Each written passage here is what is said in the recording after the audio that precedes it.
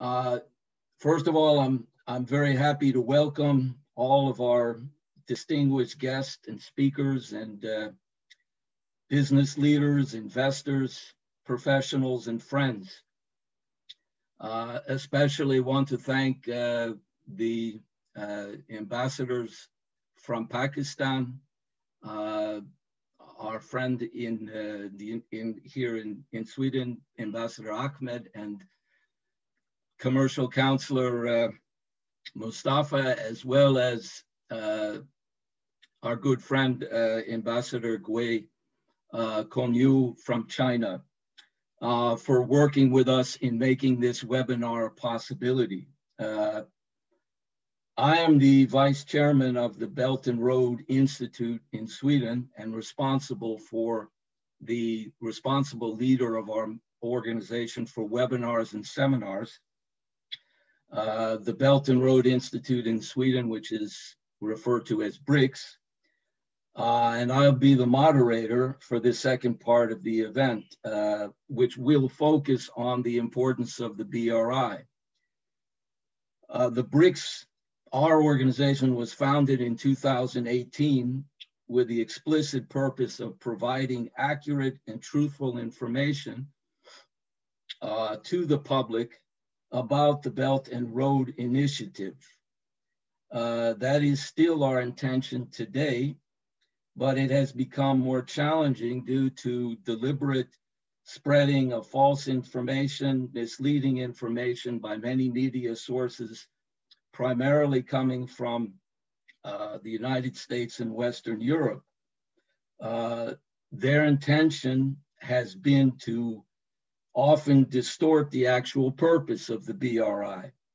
So today we will be very much focused on making the actual elements and the importance of the BRI apparent to all of the participants. Because of that, our work has become perhaps slightly more difficult, but it still remains extremely important, and we are happy to take that challenge.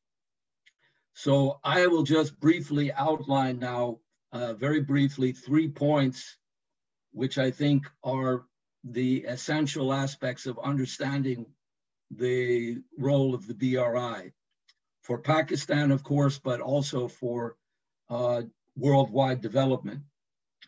The BRI, as was indicated, was initiated by the President of China, Xi Jinping, in 2013 as a global development perspective for economic cooperation.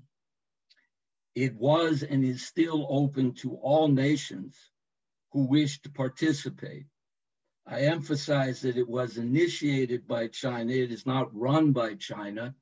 It is a forum for worldwide cooperation of all countries. At this time, there are upwards of 134 countries in the world that are already cooperating in some form with the BRI. And that is approximately 4.3 billion people, which makes up about 62% of the world's population, who are participating in some form, which certainly makes it a worldwide strategic important process. The second point is that a key and fundamental point of the BRI is to work for economic cooperation and investment, specifically in areas of infrastructure development, that is, as has been mentioned here, focused on water management, energy development, electrification, transport, healthcare, digital electronics, and all new types of technologies. So development in this context clearly means the elimination of poverty worldwide. The objective of eliminating poverty in all nations among all people. And this is something that China has successfully achieved for its own people in 2020. that is and should be a standard, not only for China, but for the world as a whole. That means Africa, it means Southwest Asia, what is often called the Middle East. It means India, it means South and Central America. And it certainly means all areas which to this day are still in one form or another denied proper development, meaning industrialization and modernization.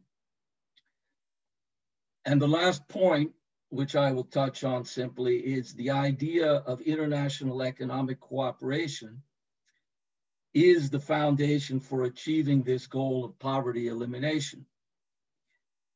The fundamental principle, which was established by the 1648 Peace of Westphalia, which ended the horrendous 30 Years' War in Europe, was built on the principle of defending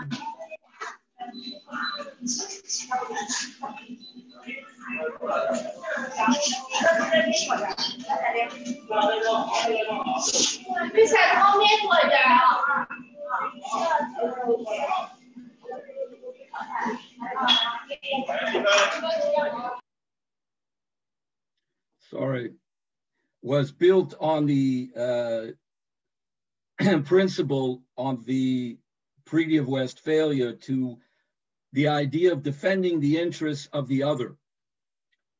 Coming out of the war, the point was it was not simply a question of defining and defending your own interests or your own self-interest. It was the question of thinking about the interests of the other, those outside of yourself. These are the principles which define, in many sense, the basis for the United Nations Charter for the protecting of sovereign interests of all nations.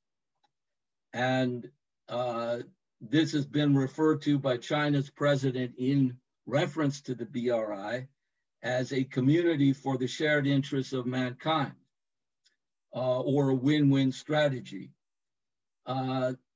However, the idea for shared interests or the common interests of mankind is not unique to China. Many great Western thinkers,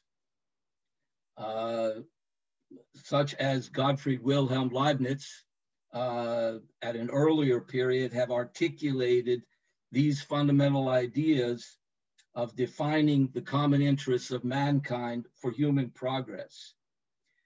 And it is to those great thinkers we should turn to again today, because if the spirit of cooperation is undermined, we are looking into the face of conflict, confrontation, and potentially even war threatening the destruction of civilization.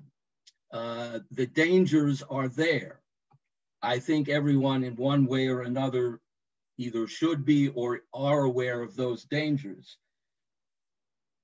In that context, I would call on all the Scandinavian countries, Sweden, Norway, Denmark, Finland, as well as the European Union and all European nations to, in principle, join and cooperate openly with the BRI as a perspective and a project for global development and elimination of poverty. And the question of world peace is not simply the lack of conflict, because without cooperation, especially as we have outlined today in the economic zones, it will not be possible to potentially avoid the tragedies of conflict which are threatening globally. So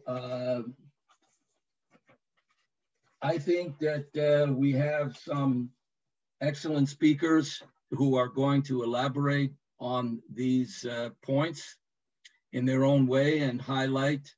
The first one I want to welcome is a former minister who had spoken at one of our earlier webinars from Italy, Michele Gerace, the Deputy Minister Italian Ministry of Economics Development, who is actually, I think, speaking to us from China at this